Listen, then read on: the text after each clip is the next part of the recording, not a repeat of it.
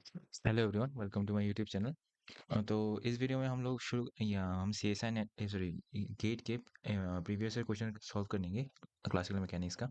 तो इस साल में हम स्पेसिफिकली 2015 के क्वेश्चंस को हम देखने वाले हैं, जो क्लासिकल मैकेनिक्स के 2015 के क्वेश्चंस है। और तो बिना कुछ देरी के शुरू करते हैं।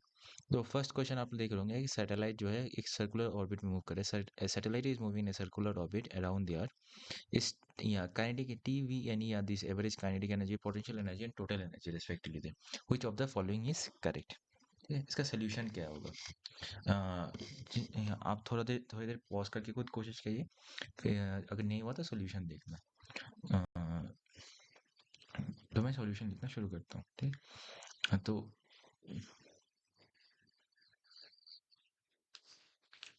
तो एक यहाँ प्रॉब्लम जो है एक सर्कुलर ऑर्बिट ये है। इसमें एक एक सर्कुलर ऑर्बिट में एक मास मूव कर रहा है, right.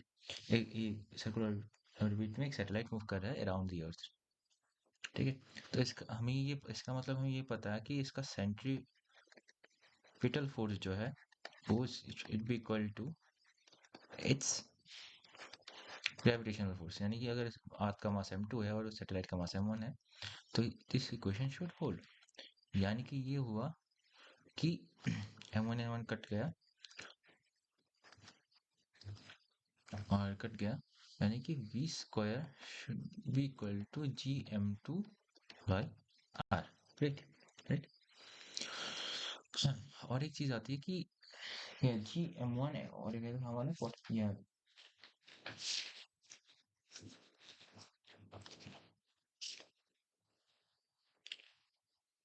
Okay and this thing is actually our kinetic energy. तो ये चीज जो है ये हमारा काइनेटिक एनर्जी हो जाएगा। तो हमारा काइनेटिक एनर्जी होगा फिर हाफ एम वी स्क्वायर, और वी स्क्वायर का हम जब इसमें सब्स्टिट्यूट करते हैं तो ये क्या आ जाता है?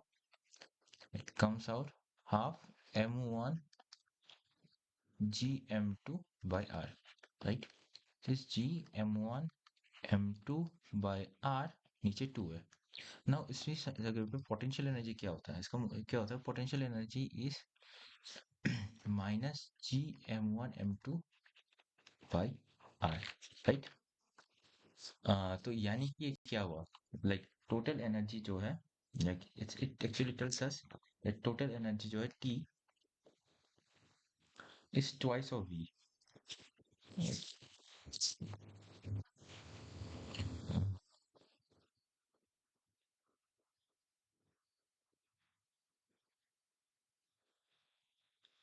हाँ जस्ट सॉरी सॉरी उल्टा लिख दिया मैंने। इट टेल्स अस दैट या 2 times of t is equal to minus v, ठीक है। ये टोटल काइनेटिक एनर्जी, ये पोटेंशियल एनर्जी, ठीक है। तो यानी कि हमारे पास टोटल एनर्जी क्या आएगा? E is t plus v which is t plus minus 2t which is minus t। सो इसका मतलब क्या हुआ? हमारे पास सोल्यूशन क्या है? v is ये वाला, right, that a v is equal to -2 and e is equal to -3, ठीक ठीक है। अभी हम जाएंगे सेकंड क्वेश्चन में, ठीक है। आई होप कोई आपको सोल्यूशन समझ आ गया होगा। यहाँ पे फोर फोर्सेस एक्ट कर रहे हैं।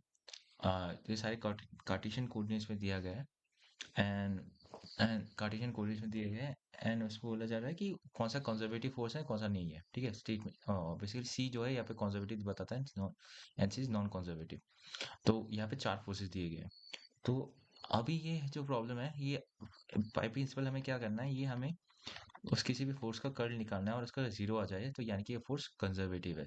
या फिर फोर्स को हम किसी एक चीज स्केलर फंक्शन के ग्रेडियंट में हम इसको एक्सप्रेस कर पाए तो, ठीक।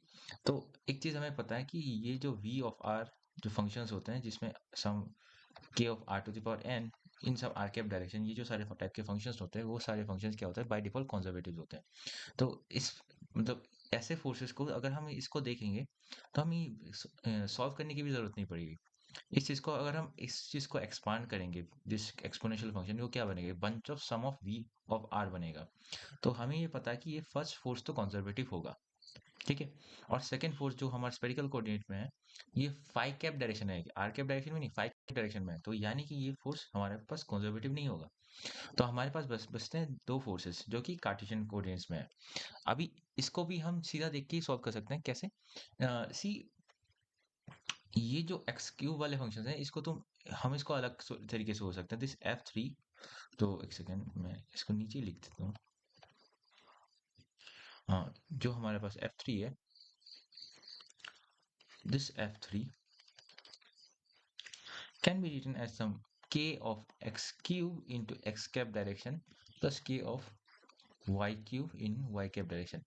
So ये जो है बहुत ही, ये भी बहुत, इसको रेडियल फॉर्म फंक्शन के फॉर्म में एक्सप्रेस कर सकते हैं। ये जो फंक्शन है हम आराम से इसका एक डेरिवेटिव निकाल सकते हैं। सिमिलरली इस फंक्शन जो है इसका भी हम आराम से एक डेरिवेटिव फंक्शन निकाल सकते हैं।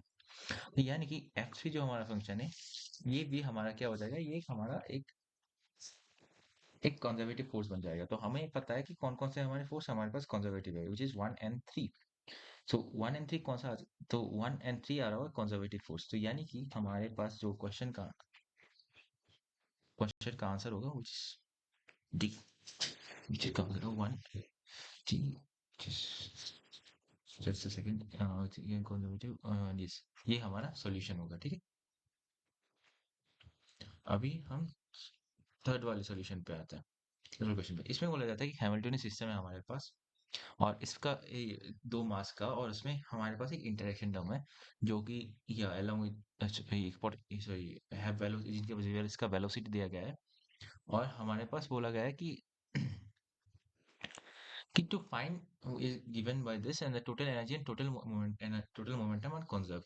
ठीक है, तो एक चीज ये है कि ये फंक्शन जो है it's not explicit function of total time. तो यानी कि यहाँ पे टोटल एनर्जी जो है कंजर्व रहेगा।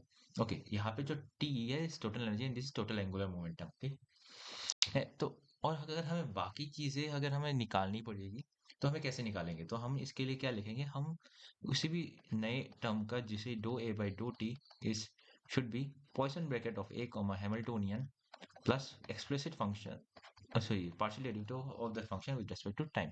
अब बिकॉज ये टाइम का फंक्शन नहीं है, तो यानी कि ये हुआ कि ये जो चीज है, दिस थिंग वोंट एग्जिस्ट, ये जीरो हो जाएगा। तो हमारे हमें हमारा प्रॉब्लम क्या आ जाता है, हमें बस इसका पॉइसन ब्रैकेट निकालना पड़ेगा, राइट? अभी जब हम ये चीज, ये बहुत लेंथी है, तो मैंने just go and do it. इस करने से आपको क्या मिलेगा कि जो ये z डायरेक्शन में है, तो बेसिकली ये z डायरेक्शन का जो कंपोनेंट है, ये z component of the total direction, ये वाला आपका सॉल्यूशन मिलेगा। ठीक है, आपको एक पूरा करके देखना है। आपको LZ का फॉर्म भी लिख देता हूँ। ये LZ का फॉर्म क्या होता है, x इंटू या P Y minus Y into P X, right? ऐसे LZ का तुम ये LZ का डायरेक्शन है, और हम ऐसे बहुत से दो पार्टिकल का दो अलग अलग LZ होगा, तो should be LZ1 plus LZ2 and Z2।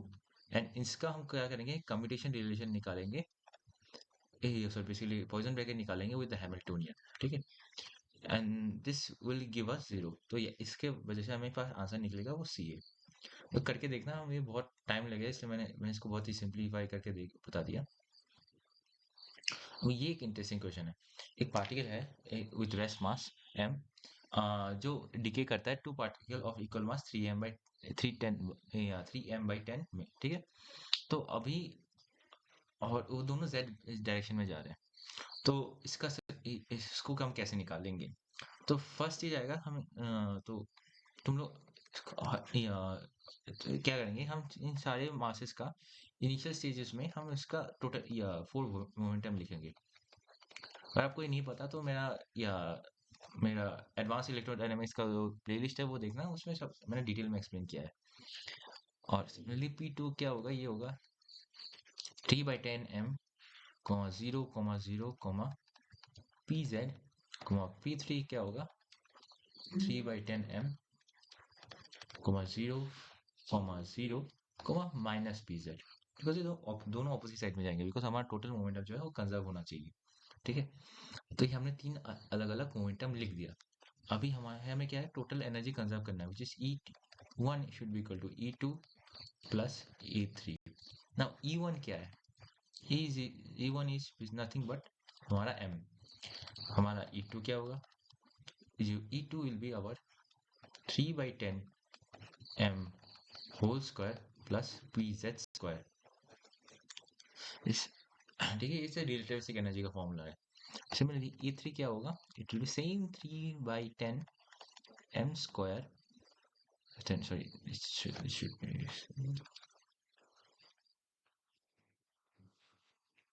3/10 m whole square plus P Z square root. ठीक है, और हमें पता है कि इसका टोटल सिस्टम का टोटल एनर्जी भी कंजर्व होना चाहिए, यानी कि वो ये हुआ कि mass m should be equal to 2 times of this quantity, which is root 3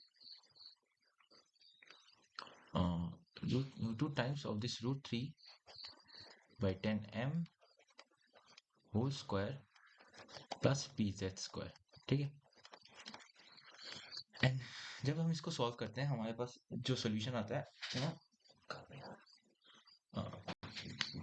is basically हम, मैंने इसको ऑलरेडी कर रखा है पहले, तो हम क्या करेंगे, यहाँ से pz का वैल्यू निकालेंगे, राइट।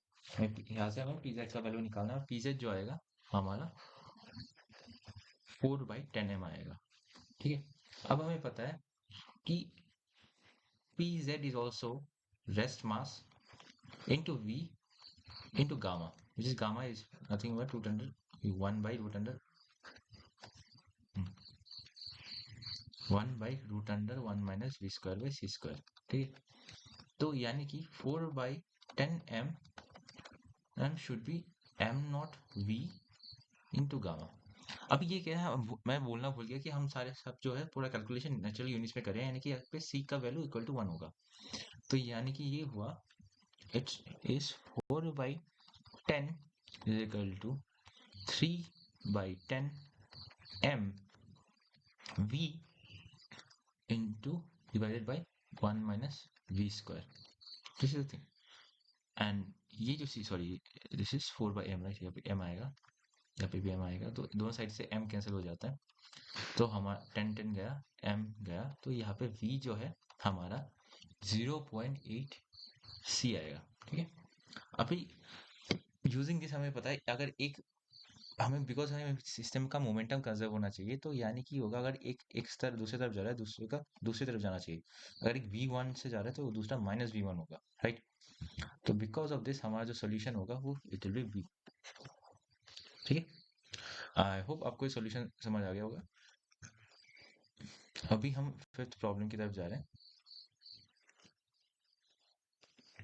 अब क्या हुआ, एक Lagrangian of a particle of mass m at position r vector are moving with a velocity v is given, जिसका हमें एक लैग्रेंजियन दिया गया है और उसके पोटेंशियल दिया गया है, और एक c जो है कांस्टेंट है, और बोला गया है कि P C is a canonical momentum then the Hamiltonian is given by. Basically हमारे पास एक कैनोनिक हमें लैग्रेंजियन दिया गया है, हमें बोला है कि इसका हैमिल्टोनियन फॉर्म निकालो। तो हमें क्या, तो इसको कैसे निकाल करते हैं, तो हमें पता है कि अगर हमारे पास कोई लैग्रेंजियन दिया गया है, ठीक है, तो हम हैमिल्टोनियन फॉर्म में कैसे जाते हैं, Hamiltonian is summation of do L by do Q dot into Q dot minus L, right. तो यानी कि अभी हमारे पास जो लैग्रेंजियन दिया गया है, हमारे पास लैग्रेंजियन जो दिया गया है उसका हमें फर्स्ट क्या करना है, क्यू डॉट के रेस्पेक्ट में हमें डेरिवेटिव निकालना है, राइट। तो हमारे पास लैग्रेंजियन क्या दिया गया है, फर्स्ट ऑफ ऑल ये क्वेश्चन आता है, हमारे पास लैग्रेंजियन जो दिया गया है वो है just a second, M V square by 2 plus C R dot V plus minus V R, M V square by 2 plus C R dot V C R dot V minus V R. ठीक है, ये हमारे पास Lagrangian दिया गया है। तो हमें क्या करना पड़ेगा, फर्स्ट हमें do L by do Q dot, जो कि है हमारा do L by do B यहाँ पे, विच इज, तो हमें क्या आता है, हमारे पास आता है M V plus C R क्या, राइट। ये हमारे पास सॉल्यूशंस आते हैं, अच्छी बात है। अभी क्या है, हम इसको यूज करके हम हैमिल्टोनियन फॉर्म निकालेंगे, तो हमारा हैमिल्टोनियन फॉर्म क्या आएगा, ये आएगा do L by do V into V minus L, right. तो यानी कि ये हो गया M V square plus C R dot V minus M V square by 2 plus C, sorry, minus C R dot V minus, so plus of R plus V of R. तो ये हो जाता है हमारे पास M V square by 2 plus V of R. Great. Now अभी क्या है कि हमें पता है हैमिल्टोनियन जो है वो क्या आता है हमारा, इसमें P और Q के टर्म्स में सारी चीजें एक्सप्रेस होती है। तो यहाँ पे हमारा कि Q डॉट जो कि हमारा V है, ये नहीं रहेगा यहाँ पे। ठीक है, तो हमें V को हटाना पड़ेगा। वो कैसे करेंगे? तो हमें ये पता, ये जो चीज़ है ये हमारा क्या है, हमारा कैनोनिकल मोमेंटम। बिकॉज हमारा सॉल्यूशन जो है पी, ये बेसिकली कैनोनिकल मोमेंटम के फॉर्म में लिखा गया है। तो कैनोनिकल मोमेंटम को हम यहाँ से वी को हम कैनोनिकल मोमेंटम से सब्स्टिट्यूट कर देंगे। तो हमारे पास क्या था, P C is equal to M V vector plus C R vector, right. यानी कि ये हो गया जो हमारा पी वी वैक्टर हो जाएगा, उसका मतलब ये है कि ये होगा P C minus C R vector by M, right. हो गया। तो हमारे पास हमारा सॉल्यूशन आ गया। आ, हमारे पास हमारा सॉल्यूशन आ गया। तो हमारा हैमिल्टोनियन जो है अभी finally is P C minus C R whole square by twice M. ठीक है, ट्वाइस एम एम दो क्रॉस हो जाता है, प्लस वी आर। तो हमारे, तो यानी कि हमारे पास अभी सॉल्यूशन आ गया। तो सॉल्यूशन किसके साथ मैच कर रहा है? वो पी के साथ मैच कर रहा है, क्योंकि हमारा बी है। ठीक है, जिस दिस, तो ये है हमारा सॉल्यूशन। आपको, आई होप आपको ये वीडियो इन्फॉर्मेटिव लगा हो। तो अगर कोई सजेशन है वगैरह कुछ भी है तो आप यहाँ आराम से बोलना। एंड कोई भी डाउट है तो कमेंट सेक्शन में कर देना, मैं कोशिश करूँगा इसको सॉल्व करने की। And thanks for watching.